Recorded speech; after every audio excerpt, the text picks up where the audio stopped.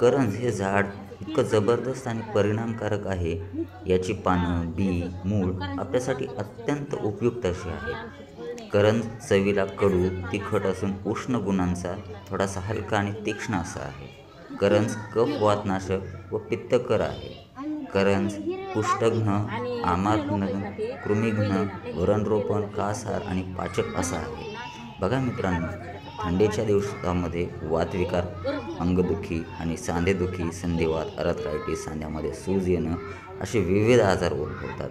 अशा वेळी या करंज्याच्या पानांची चटणी बनवावी, बारीक वाटून घ्यावं आणि त्याला गरम करून त्याचा शेक हा ज्या ठिकाणी दुखतंय, सांध्यातली सूज आलेली आहे त्याच्यावर त्याचा शेक द्यावा.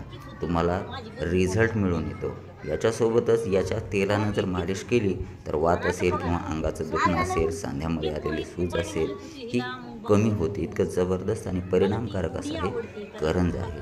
या करंजाचं तेल त्वचारोग आणि व्रण घालवायला सुद्धा उपयुक्त असं आहे.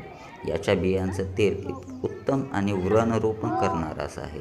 बघा मित्रांनो, ज्यावेळी गजकरण असेल किंवा आगपैन असेल, बऱ्याच वेळी खाज, खरूज, गजकरणं असे वेगवेगळे त्वचेचे विकार उद्भवत असतील, अशा वेळी याच्या पानांचा लेप लावल्यानं सुद्धा आपल्याला या त्वचारोगापासून मुक्ती मिळते. याच्यासोबतच करंजाच्या तेलानं सुद्धा त्वचारोग हे नाहीसे व्हायला मदत मिळते.